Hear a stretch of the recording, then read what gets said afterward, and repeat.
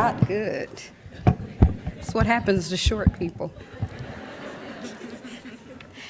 Dr. Marion Wright Edelman once said, "Service is the rent we pay for being. It is the very purpose of life, and not something you do in your spare time." Our president lives the life of a service-oriented scholar. Rebecca Rogers is a professor of literacy studies at the University of Missouri, St. Louis. She earned her PhD in reading and literacy from the University of Albany, State University of New York. Her research and teaching focus on the learning contexts in which people collaborate to transform their schools and communities, and the literacy practices that emerge from these efforts. For Becky, living and working in St. Louis has involved a particular focus on disrupting racism and using language and literacy to actively pursue educational equity. A number of years ago, after moving to St. Louis and realizing the lack of support for teachers interested in educational equity and social justice, Becky co-founded Educators for Social Justice, a grassroots teacher group devoted to social justice education. She and many other educators are actively working across social justice networks to break the school-to-prison pipeline. From 2009 to 2012, she was a member and president of the elected school board of St. Louis Public Schools. Becky is also a former Fulbright Fellow in Critical Discourse Studies at the Universidad de San Martín in Argentina. She has written many books and articles in the areas of critical discourse studies, critical literacy, teacher learning, and educational justice. Some of her books include A Critical Discourse Analysis of Family Practices, An Introduction to Critical Discourse Analysis in Education, Designing Socially Just Learning Communities with Melissa Mosley-Wetzel, Mary Ann Kramer, and Literacy for Social Justice Teacher Research Group, Critical Literacy and Critical Teaching with Cheryl Dozier and Peter Johnston, and Designing Critical Literacy Education through CDA with Melissa Mosley-Wetzel.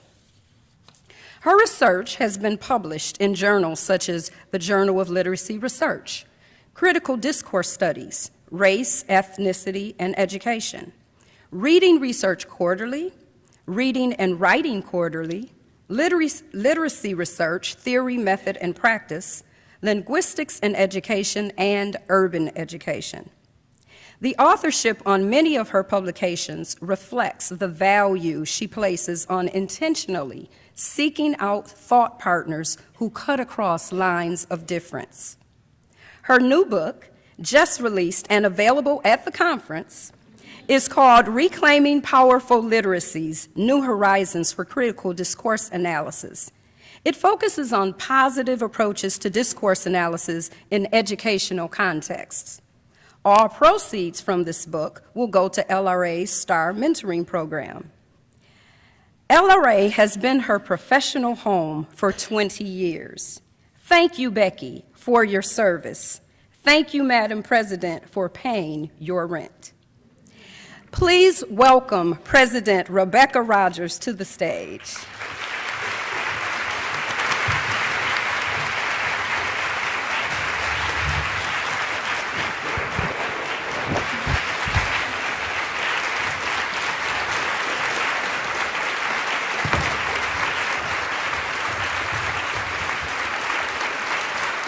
Thank you so much, Gwen.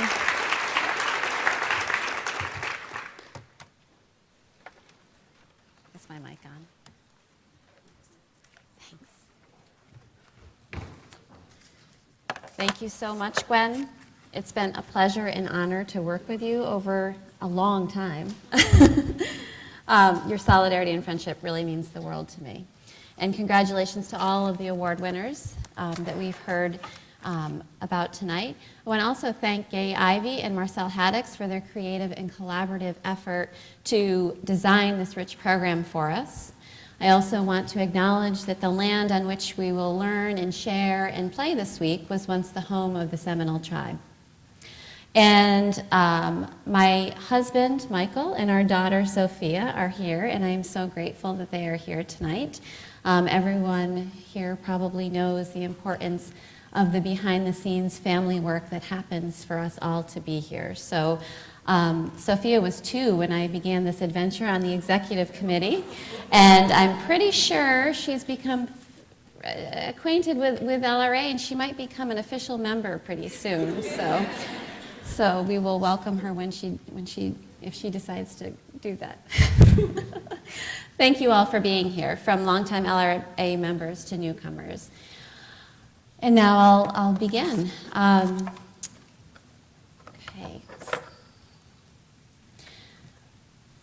Literacy research has an entangled history with racial justice.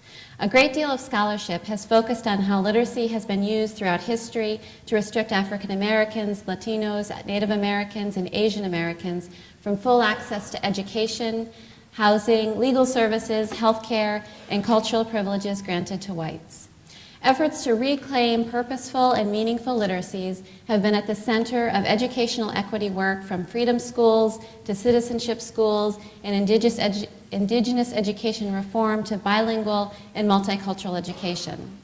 Yet Willis reminds us that literacy and race have functioned as silent partners throughout history. As an organization of literacy researchers, we have a history of working together to address educational equity, both inside and outside the organization. Almost 30 years ago, Trika Smith-Burke, in her presidential address at what was then the National Reading Conference, problematized the colorblindness, deficit orientations, and lack of cultural appropriateness of research designs on which the field of literacy research was built. She asked us as a research community to consider that, quote, our notions of the reading process and instructional effectiveness are based on the functioning of white middle-class students and reflect the dominant culture's value and understanding of literacy.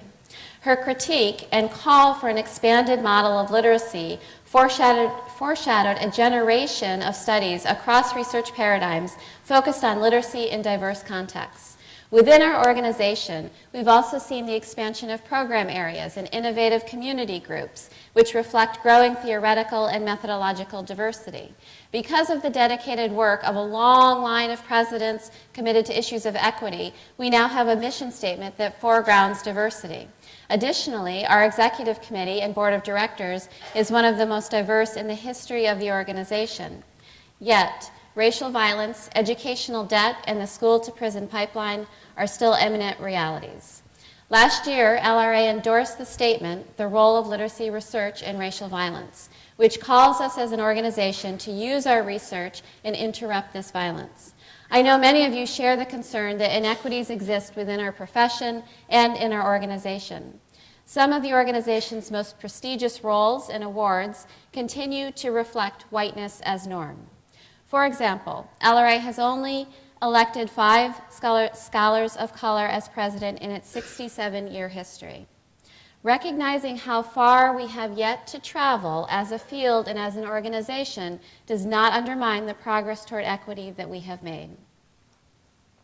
In this talk, I'm going to do 3 things. First, I'm going to introduce and trouble the idea of literacy research as white property, drawing on examples from my own research and the history of the organization. Second, I will argue that even critically oriented scholarship runs the risk of reproducing the power relations that it sets out to critique without a reflexive look at the sociology of absences and segregated flows of knowledge. Third, I will share a short video which highlights how some of our LRA colleagues are using the research to build equitable flows of knowledge. I am a white, temporally abled, middle-class, heterosexual woman, mother, community activist, university researcher, and teacher educator. I live and work in St. Louis with its distinct state-sanctioned policies that reinforce white supremacy in every aspect of life, from travel on highways to policing, housing, and education. There's also a strong history of struggling for civil rights.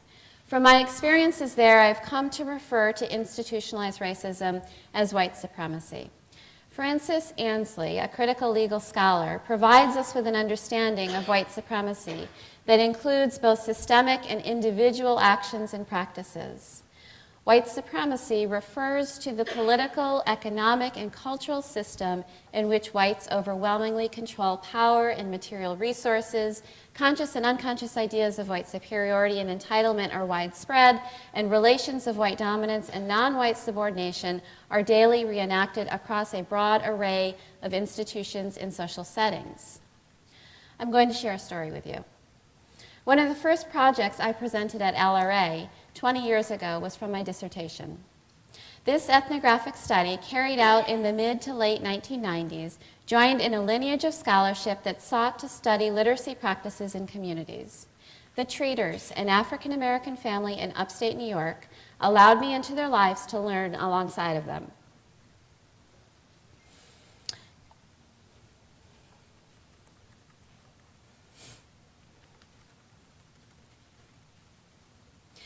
At my first academic job, I was describing my study that was under review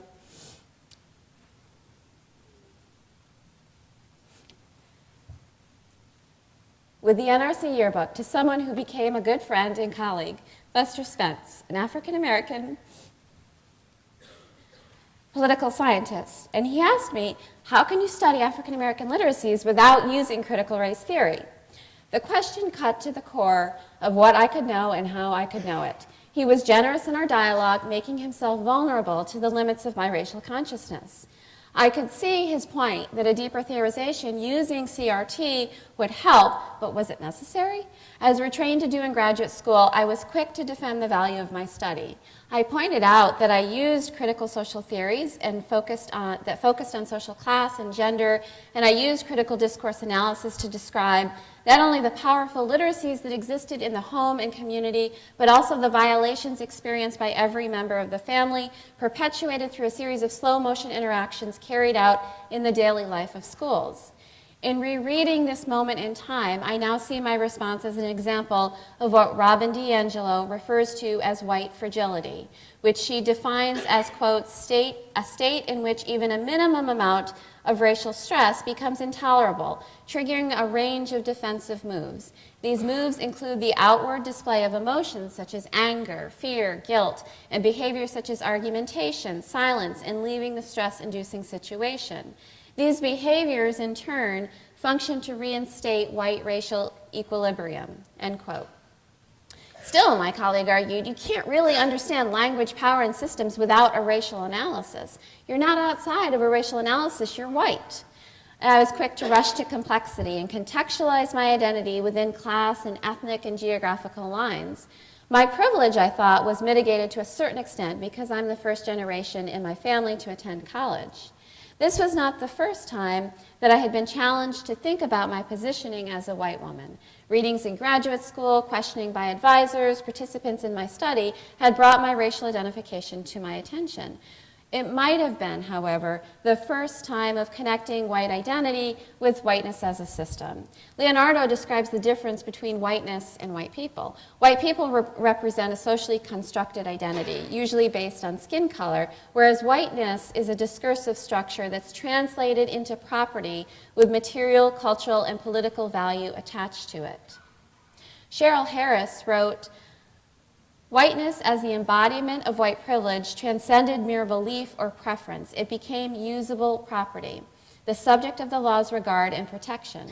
In this respect, whiteness as an act of property has been used and enjoyed. In my heart, I knew my colleagues' critique of my unconscious investment in whiteness was right. I received the reviews back from the NRC yearbook reviewers, and they hadn't commented on the need to integrate critical race theory. I was relieved, and I vowed to do better with my next study. I was also uncomfortable, guilty, and afraid about the limits of my knowledge. I'm sure that many of us in this room have felt this same way. These emotions primed me to jump at an opportunity to participate in a week-long Dismantling Racism Institute for Educators, sponsored by the National Conference for Community and Justice. This changed my personal and professional life because it expanded my humanity. I came to understand that oppression, and particularly white supremacy, can be seen as a table. This table is supported by the legs of privileged and targeted identities, as well as internalized oppression and internalized superiority.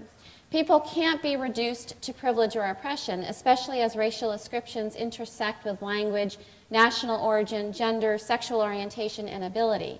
Yet privilege and oppression do have a discursive and material reality and are interdependent. And it's this interdependence that I'm asking us, and the shared meaning making associated with it, that I'm asking us as a research community to consider. Back to the reanalysis of my dissertation study. June, the mother of the family in the study, and I grew up just 30 miles from each other in upstate New York. She grew up in the city of Albany, and I in a rural community of Perth, New York. Our experiences were radically different. I created a timeline adapted from Lazar, Edwards, and Thompson-Macmillan that illustrates the striking contrast between the global South and North, which I'm using as shorthand to depict local and transnational spaces marked by minoritized and privileged status across race, linguistic, class, and geographical positions. The timeline is sectioned into 3 parts. At the top of the timeline, you can see an abridged version of my family's history. In the middle is the backdrop of the history of Black America and white supremacy seen through slices of public policies. At the bottom of the timeline, you can see an abridged version of June's family history. Indeed, across generations, we can see how racial, education, and wealth gaps were created through the intersection of individual lives and social and educational policies. In the 1800s, my ancestors from Holland started a school in upstate New York called the Winnie School District No. 6. During the same time period, June's family descended from Africa and were enslaved in Shibuda, Mississippi.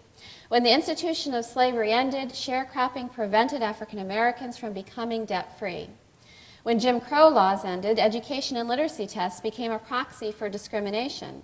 During this time, my family passed down real estate and years of educational attainment. June's family did not obtain property until the 1970s, nearly 170 years after property was acquired in my family. In addition to the legacy of land, my family handed down the belief in associated entitlements that we were white. The narratives told about our ethnicity downplayed our Mohawk, Indian, and Jewish ancestry and focused instead on our European ancestry, furthering racial solidarity with those who held material, social, and political power. For June and her family, race was already inscribed on their bodies. June's parents were part of the Second Great Migration to Albany, New York from Shibuda, Mississippi. There, her father worked as a carpenter and her mother cleaned a hospital. They saved enough money to buy a home even though redlining practices were prevalent. Racial ascriptions led to a very different sense of belonging in our respective schools. I could see teachers and historical figures who looked like me, whereas June rarely saw herself in the curriculum. She was tracked into special education and dropped out of school in the 8th grade. I benefited from federal grants and loans and worked my way through graduate school. In 1995, our paths intersected at the Adult Learning Center, I as a literacy teacher and June as a learner in my class.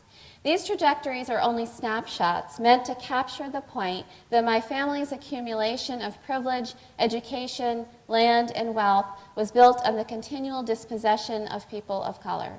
And this is what my colleague meant when he said you can't understand language, literacy, and power without a racial analysis. The painful truth is that without white supremacy, there would not have been a reason for the study I designed. And it's for this reason that I bring a racial equity lens to my work as a literacy researcher.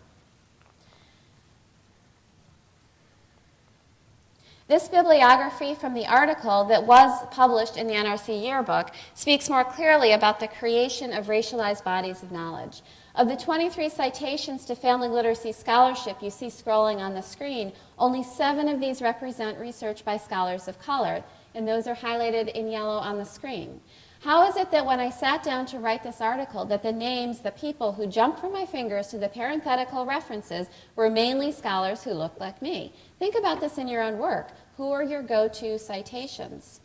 Even the critical social theories I cited came from men from the global north and excluded a racial analysis. Absent was the scholarship in critical race theory, African American language, scholarship on racial identity development. On the right hand of the screen, you can see all of the scholarship that was available during the time I worked on this study that I did not integrate into this work. Reviewers of the journal, whom I'm led to believe look like me, did not question this absence nor call to my attention this pattern of citation segregation. Kubota reminds us that racism functions epistemologically to privilege and legitimize certain forms of knowledge over others. This is just one small example of how literacy research has been reified as white property. Reich, in 1964, expanded the notion of property from land to, quote, creative, cultural, and intellectual productions. With the right to property comes the right to use, enjoy, and exclude others from this property, end quote. My point is that this is not just the exclusion of scholarship about race and by scholars of color, but my accumulation of citations and associated prestige by dispossession. It shows how exclusion extends from research participants to colleagues vis-a-vis patterns of bibliographic citation to fields of study. Spurred by this racial consciousness, Kathy Compton-Lilly, Tisha Lewis-Ellison, and I conducted a study focused on the epistemological considerations related to diversity in family literacy scholarship. The perspectives we brought as an interracial research team intersected, producing new insights across lines of difference. We identified 272 articles with reviews of family literacy scholarship. We also included 9 comprehensive edited volumes and examined the introductions, table of contents, lists of contributors, and references. This slide points to some of the volumes that we analyzed. We created an analytic review template to identify the degrees to which diversity was addressed and how it was addressed. We conducted citation coding to identify major citations in each review. In effect, this was a review of reviews. This table shows the 28 most cited scholars in reviews of family literacy. What we found after tabulating our citation codings was that the 3 most cited scholars in family literacy research are scholars who identify as white. Their classic studies have contributed an enormous amount to our collective understanding of intergenerational literacy. Yet what this means is that even when research of scholars of color is available, if you look down the list, family literacy scholars, including myself, if you remember my bibliography, are choosing with greater frequency to cite the scholarship of researchers who represent dominant culture. Moreover, we found that 59% of these studies failed to engage centrally with diversity, meaning that in these studies, culture, social class, race, gender, ethnicity, and language differences were either not mentioned, were alluded to in general terms, or were treated as variables. This is particularly troublesome in a subfield of literacy research, such as family literacy studies that took off in part because of Barbara Bush's family literacy initiatives that were widespread in the 1990s. The practices often pathologized families living in poverty and reinforced the idea that their home literacy practices were inadequate to prepare children for school. While some of the scholarship in family literacy studies challenged these discourses and expanded understandings of literacies, the point of departure was tied to mainstream notions of literacy and involvement. Left unmarked was the idea that families who identify as white might need an intervention in our own literacy practices to deconstruct privilege that is learned through family literacy practices. Santos refers to this as the sociology of absences, which refers both to what is rendered invisible and the ways in which these silences are created. I've tried to make visible my own role in this system through the seemingly insignificant action of citing one scholar and not another. Yet when viewed from a sociological level, there's a cumulative impact on the field of study. Indeed, we can see the linkages between a single bibliography published in one of LRA's publications to the field of family literacy studies. What is knowable, visible, and recognized is a process that happens one publication, one presentation, and one citation at a time. Here, I extend my gaze farther to look at another piece of this puzzle, our organization's editorial history. LRA has 2 journals, the Journal of Literacy Research, formerly known as the Journal of Reading Behavior, and Literacy Research Theory, Method, and Practice, formerly the NRC Yearbook. Both journals are vital to the publication and circulation of leading literacy research. They also provide revenue to the association. First, take a look at LRTMP. The yearbook. This was started in 1952 as an editorial production of the executive committee when the organization was called the Southwest Reading Conference. There have only been 5 scholars of color who have served as editor or co-editor in its 66-year history. You can see their names in bold in scrolling down the list of editors on the screen. The first was in 1998, 46 years after the journal's inception. A closer look shows that the four of the editors were Latinx and 1 Asian American.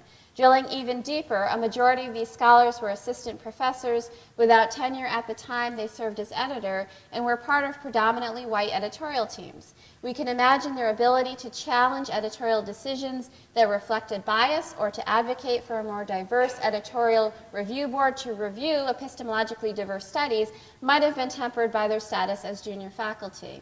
The same is true of the association's second publication, the Journal of Literacy Research, first known as the Journal of Reading Behavior. The first issue of JRB was published in 1969. Victoria Chow Hare was the first editor of color in 1989. In its 49-year history, there have only been 9 editors or guest editors of color. You can see their names on the screen in bold. The box in the corner represents the total composition of editors viewed from a racial equity lens. Neither editorial board has included a scholar who lives and works outside of the United States.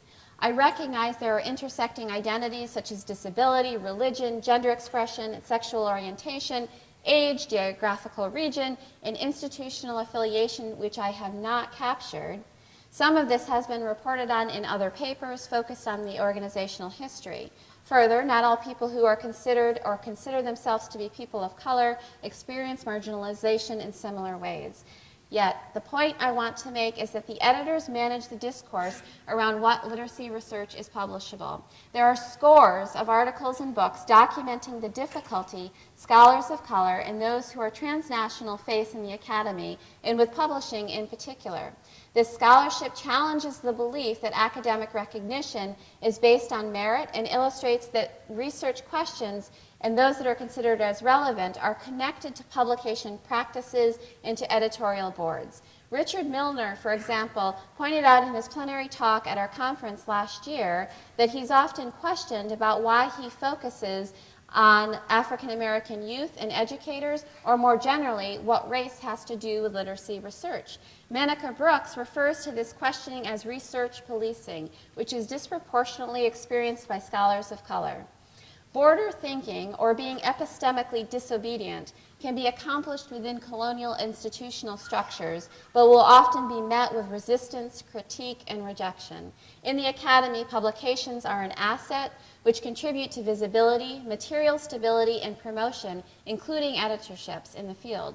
In short, this editorial arrangement produces the outcome of literacy research as white property, which functions to preserve certain privileges of leadership and status and results in what Costa refers to as a, quote, regime of academic inequality, end quote. Don't get me wrong, JLR and LRTMP are among the flagship journals on literacy research. Calling attention to this editorial structure does not undermine the impact of the journals on the field. It's symptomatic of a larger problem in higher education, which is that scholars of color remain an underrepresented group, and in LRA specifically. This speaks to the importance of pathway programs such as LRA's STAR, Scholars of Color Transitioning into Academic Research Institutions. I also want to emphasize that when our editorial teams have worked across difference, we've seen how flows of knowledge are made more diverse and equitable. For example, from 2008 to 2010, the editorial team of Hartman, Rice, Doyle, Kaufman, Coyne, Glenn, Gort, Irizarry initiated multilingual abstracts of the articles published in the journal. This signaled a turn toward internationalism and a recognition of taking on the costs of translation to make research accessible to a wider audience. We can also point to a current example of the editorial team of Sailors, Martinez, Davis, Gottlieb, and Willis centering the research of scholars of color. The current issue of JLR focuses on affirming and confirming our humanity, the importance of storytelling for early career language and literacy scholars of color. It highlights the scholarship of 6 literacy researchers in the 2015 to 2017 STAR cohort.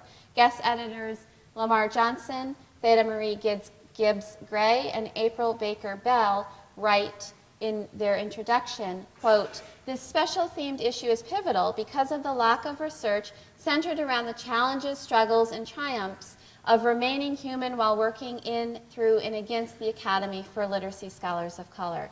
Furthermore, our pieces in this special issue will help our profession and our institution to think more deeply about the needs of pre-tenure scholars of color and what can be done differently to better serve them."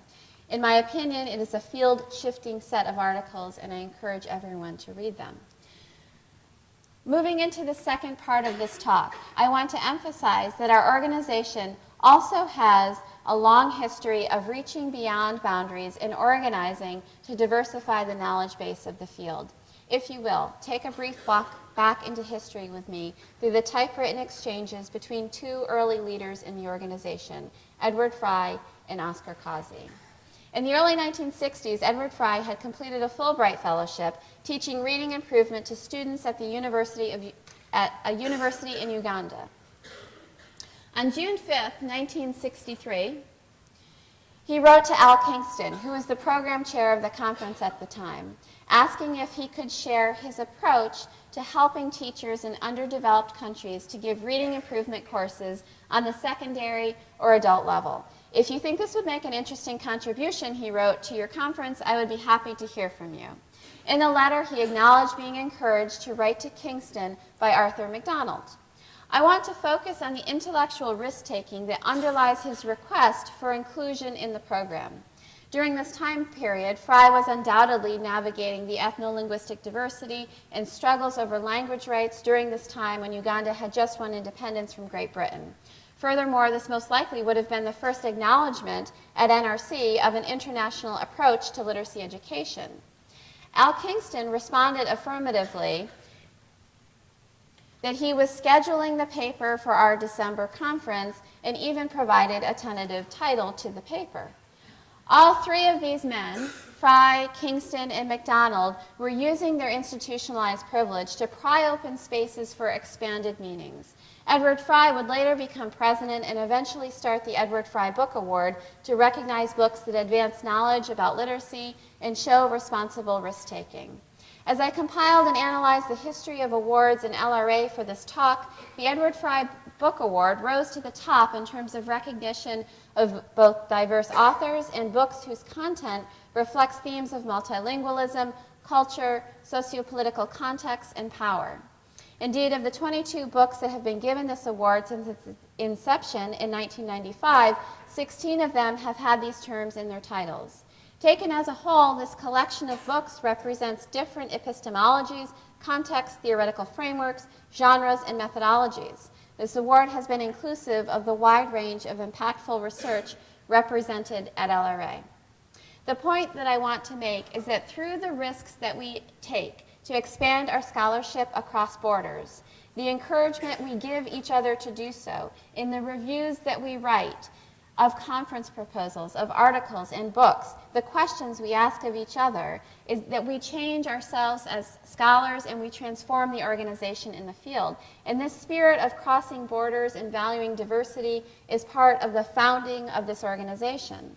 I think these early leaders would be heartened to know that as an organization, we've made strides in global consciousness. In 2016, we have an international area on the program, travel award, board members from countries other than the US, and a recent board workshop on internationalism.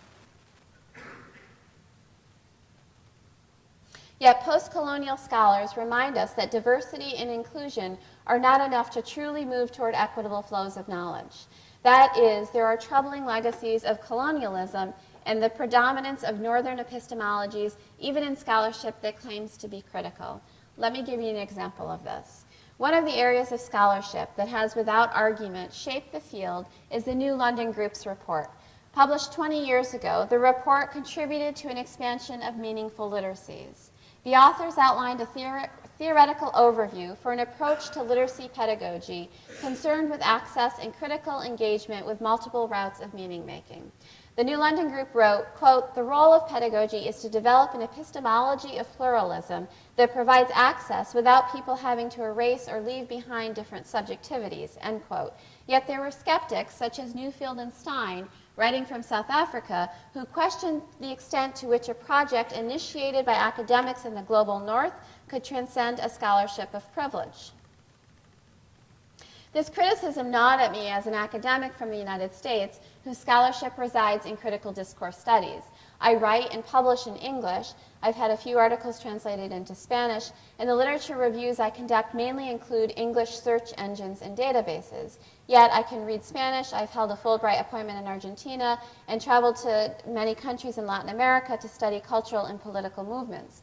As I prepared to teach CDS for a semester, Critical Discourse Studies, for a semester at the Universidad de San Martín in Argentina, I found myself searching for Spanish language translations of research from which I was already familiar. Through conversations with Monica Pini in Argentina, I realized there's a great deal of CDA scholarship published in Spanish by Latin American scholars. This awareness caused me to trouble the idea of importing European scholarship into a Latin American context. During my time there, I became familiar with the Parallel Multiliteracies project that includes scholars in Latin America, that scholars in Latin America have built. Lina Trigos Carrillo's work in Latin America on the community literacies of first-generation college students is an example. Our paths, Lina Trigos Carrillo and mine, intersected around a joint interest in CDA, and together we set out to trace the roots and the routes of multiliteracy scholarship in Latin America and the flows of knowledge, testing the warning that Newfield and Stein predicted. Intuitively, we knew that some of the key ideas included in the NLG report, diversity, multimodality, and equity, have a deep history in Latin American philosophy, pedagogy, and social movements.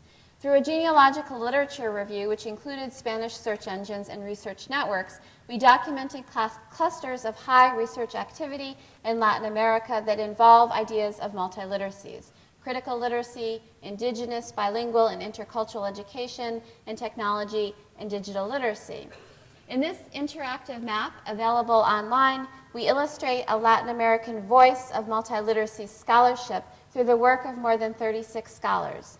The red dots on the map trace the scholars who have used and advanced NLG ideas and theoretical perspectives. Every dot includes information about the author, area of study, and a description of their work and suggested literature.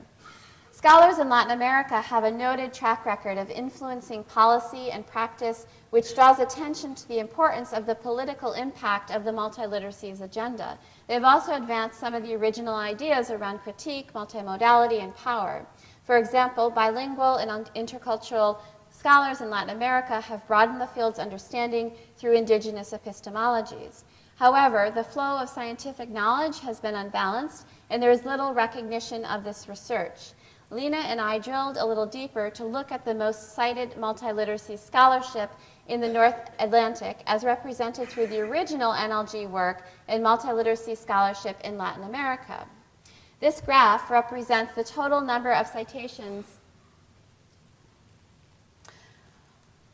This graph represents the total number of citations of the top 12 pieces of multiliteracy scholarship from 1996 to 2016. The bar graph in green represents the scholarship of Latin American scholars. The blue bar graph represents the scholarship of the original New London Group authors. From this perspective, we can see that the cumulative number of citations of scholarship from the North Atlantic is approximately 44 times higher than citations of scholarship from Latin America. This next bar graph compares the total number of citations of the most cited works of individual multiliteracy scholars. Latin America is in green and the New London Group in blue by the number of citations from the most to the least cited. This shows a big disparity. Again, is the point about our go-to references and the importance of expanding meanings beyond what is highly visible. Even the most cited works in Latin America are cited with less frequency than the least cited New London Group authors in the list. What results is an imbalance in flows of knowledge that truncates the promise of epistemological diversity. Looked at from a sociological level, what can we make of this? Lino Trigos Carrillo and I make the point in our work that scholars from the global north usually benefit from the scholarship produced in Latin America by receiving citations and prestige, while scholars from the global south receive very little in return. Much of the research published in Latin American journals is not indexed in mainstream databases. When scholarship of Latin American scholars is cited, it's mainly cited by other Latin American scholars. Some Latin American journals invest funds into translating articles into English for wider circulation, but journals housed in North America and Europe have not done the same. A few of the original New London Group authors have had their work translated into Spanish and Portuguese, which has helped with the circulation of knowledge. Those in Latin America who want to make their work available have to publish in English and in their first language. Additionally, Latin American scholars are often evaluated by their publications found in mainstream databases such as Scopus and ISI. This inequitable flow of knowledge is not just representative of one body of literacy scholarship, in this case multiliteracies, or with one region of the world. Similar trends have been pointed to in other parts of the world. For example, Rob Tierney and colleagues have pointed to a similar phenomenon in Asia.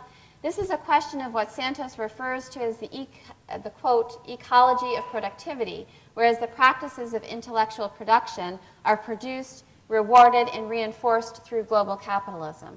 This citation gap, or knowledge segregation, calls on us as a research community to find routes to become knowledgeable of epistemologies of the South, such as Black feminisms, Chicana feminisms, and indigenous theories.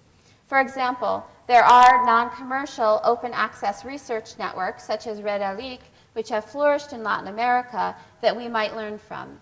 On this website, you can see the phrase in the middle, la ciencia que no se ve no existe. Science that is not visible does not exist. Science that is not visible does not exist. Along the bottom, from left to right, you can learn more about the collection of journals, the metrics that are used to judge the quality of the journals, which interestingly include characteristics such as internationalism and collaboration as metrics. Search by author, information for editors who want to become part of this network, and information about their encoding system. It seems to me that this kind of network contributes to equitable flows of knowledge that move toward cognitive justice. While we have made some inroads toward this as a field, the next phase will be truly grappling with what it means to have a global consciousness in ways that are not colonizing. Mignolo writes, "Nothing prevents a white body in Western Europe from sensing how coloniality works in non-European bodies. That understanding would be rational and intellectual, not experiential. Therefore, for a white European body to think decolonially means to give in a parallel way than a body of color formed in colonial histories has to give if that body wants to inhabit postmodern and poststructural theories." For me, this quote sums up the work that needs to be done for meanings to be truly shared. Each of the slices of critical autobiographical narratives I've shared so far, exchanges with a colleague about my dissertation study, working with Kathy Compton-Lilly and Tisha Lewis-Ellison on a meta-analysis of family literacy research, collaborating with Latin American scholars Lina Trigos Carrillo and Monica Pini, and so many other people that I have not named, represent the kinds of epistemological shifts that can happen when we intentionally work across lines of difference. The ideas that I've addressed so far, literacy research as white property, racial consciousness, and flows of knowledge, have been inspired in part from my work on LRA's executive committee over the past 4 years. Our work as an organization has moved well beyond a conference. We're an organization that disseminates publications across the year, interfaces with policy in a variety of ways, promotes the learning and development of literacy scholars at every stage in their career, and supports members to deepen their commitment to diversity, equity, and inclusion. With these practices come questions of visibility, intersections, and knowledge flows. Last year, Gay Ivy and I planned our town hall meeting as a space for members to learn from the wisdom of practice within the organization, to see how researchers are intersecting with policy. It was an experiment, and as you know if you were there were some difficulties, but important ideas bubbled up. And a number of you raised your hand to contribute as facilitators during the town hall meeting and also participate in an interview where you shared your story about intersecting with policies. With the support of Cinematic Productions from Nashville, I produced this short video, which, as I move toward a conclusion, I'm going to play just 10 minutes of it.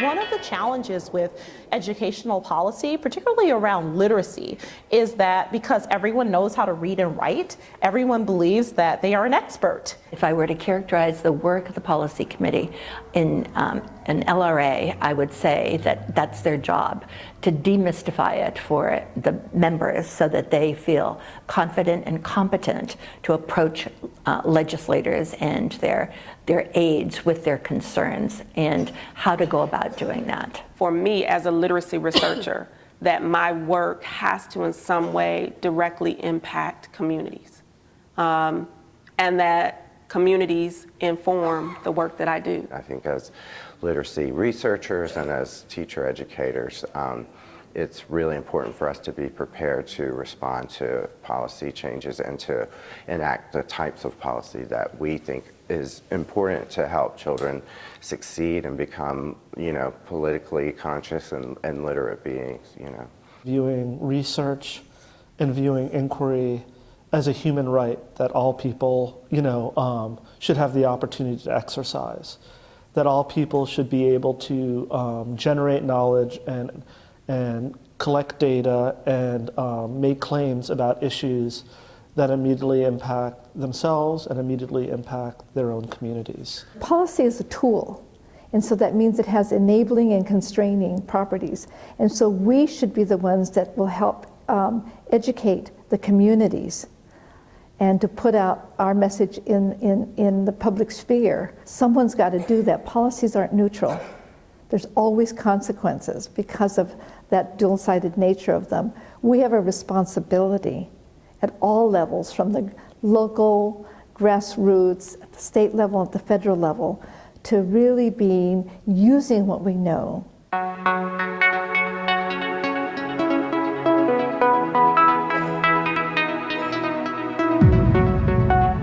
My work is about partnering with immigrant communities to think about educational access and the resources of bilingual communities. I think it's important to use that to highlight the strengths that's already in communities, to diversify the research process so that it's more participatory. I hope that by looking closely through research at how those policies truly travel across years in classrooms and in children's identities and experiences as learners, I hope that that can start to make a difference in just how policies are interpreted at those larger levels. We've been trying to work very closely with our local school district to think about ways that we can support children who do not pass the assessment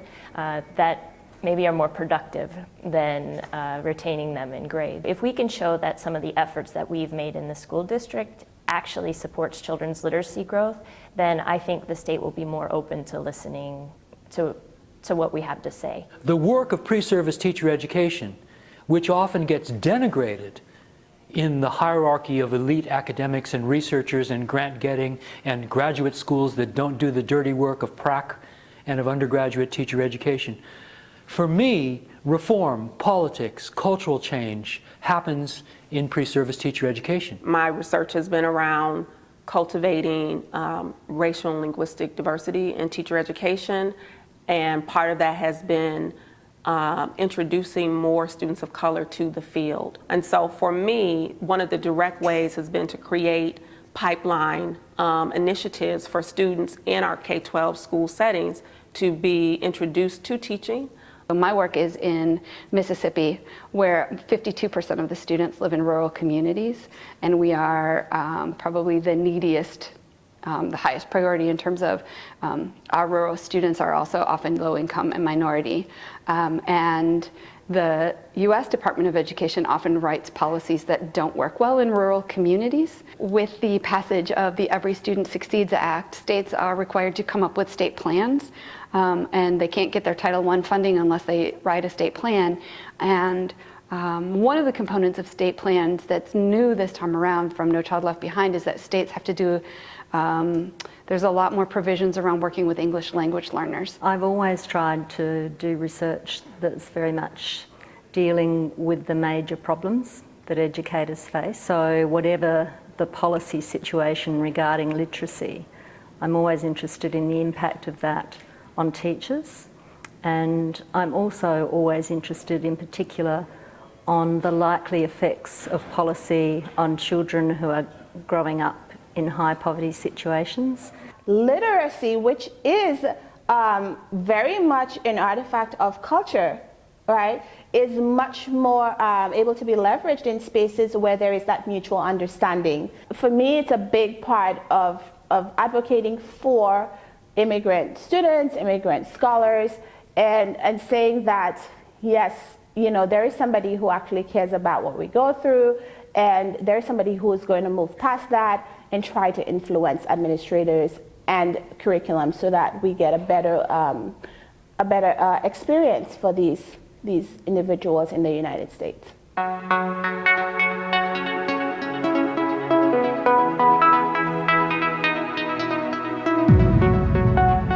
The CITE stands for a critical, interactive, transparent, and evolving platform for the literature review, and the ITEL part stands for Initial Teacher Education and Literacy.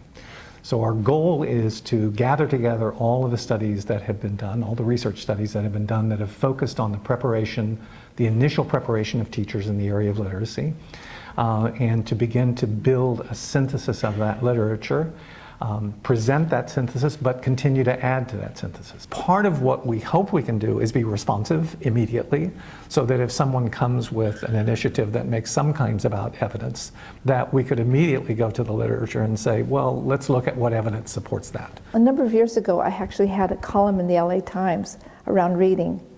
And the column was oriented to parents of English language learners. And so I could do kind of an evidence-based column, but in a discourse and in a genre that was totally accessible to people who read the newspaper. And millions of people read my column. Think about how many people read our articles. So that was a wonderful venue for really trying to leverage what I knew to audiences that really mattered to me. On first glance, children's literature experts really don't have much to say about policy. After all, you couldn't imagine two territories more distant than policy and kids' books, right? I see the children's media industry, which is a multinational part of multinational entertainment corporations, as the Goliath that we have to battle against in order to get fair and equitable representation of kids like the kids we teach in our classrooms. In January 2016, I began the Healing Fictions Twitter account with my graduate students at the University of Pennsylvania's Graduate School of Education. Every day at noon, we tweet out a diverse book recommendation. I've been really involved in talking about problems and controversies in the conversation on diversity in children's literature, and what I wanted to do was to really also be part of the solutions. I also never turned down an invitation to write for one of the state journals, whether it's a special education journal or a school administrator journal. Another thing I try to do is participate in invitations from the state education department, whether it's work on standards committees or do teacher certification tests. I try to go, and so there's an opportunity to talk about what the research says in those kinds of settings. I was president of the New York State Reading Association, and so we had a tradition of every couple of years inviting the Commissioner of Education to come and give a talk. And so did that, and then invited him to speak specifically with teacher education folks. Our challenge is how do we translate the research in ways that it can reach larger audiences, make sure that it's in different languages, including Vietnamese, Indonesian, Spanish, English, and Tagalog. There's a Filipino community there as well. And also that the research leads to direct recommendations, for the school district, for their teachers, for policymakers, both in Philadelphia and beyond at the national level. I also try to use social media as much as possible. Twitter in particular, I find to be an effective tool, whether it's a chat with other professionals, or I know our local school district does a number of Twitter chats. They do a weekly literacy chat, and so I try to join them as often as possible to help when they have questions about their practice, to help share what I know about the research, to help them think about those questions that they have. The other thing that I think is incredibly important is to try to use different media. So for a long time, I was working with colleagues to put together, I guess you'd call them educational documentaries. So to try and make complex ideas accessible. So to democratise research really, so that more and more people have access to ideas which are important and generative. Revising state policy. We have one that is very meaning-centered and very much embedded in a cycle of planning, implementing, reflecting, and revising.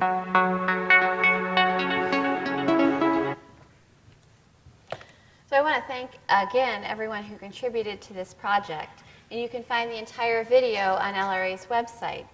In this video, you heard how our colleagues imagine the diverse ways in which their research intersects with policy.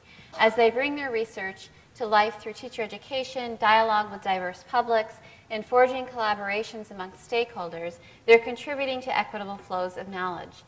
Collectively, they make the point that policies and policymakers are not out there in state capitals and in DC, but are designed, enacted, interpreted, and resisted by all of us. This is tremendously helpful and also a responsibility. There are so many examples from in our research community that were not captured in this video. Guided by LRA's strategic plan focused on policy and advocacy, I created a story bank that you can see the first page of it on the screen to provide further space for LRA members to share additional narratives and to learn from the wisdom within the organization. So I would invite you to take a few minutes and share the ways in which you are intersecting with the public sphere, sharing your research results with diverse audiences, and rethinking presences and absences in literacy research. In closing, this is an exciting time for LRA. We have contributed a great deal to educational equity, and we still have farther to go. We have the power to use our collective wisdom that cuts across research paradigm and theoretical frameworks to intervene in some of the grand challenges of our day. To do so, we need to understand the history of the field and organization, assess its impact on the present, and imagine a future based on this understanding. And I thank you all for being here and invite you to the reception.